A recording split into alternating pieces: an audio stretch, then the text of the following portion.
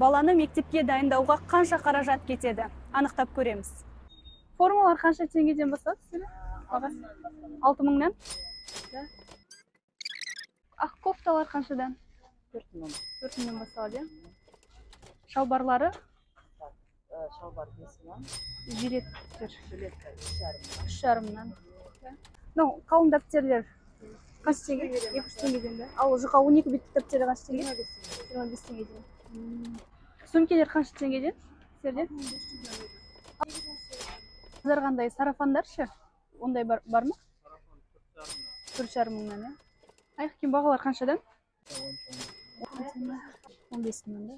13-15-нан, жалпы негізгі баға. Ал қымбат максимум дегенде қанша болады? 28-30-ға дейін. Бұл мәселен спорттық аяқ киімдер 13 000-нан басталып 30 000-ға дейін барады бағалары. Бағасы қанша теңгеден басталады костюмдердің? 25 Максимум 60-80-ге дейін.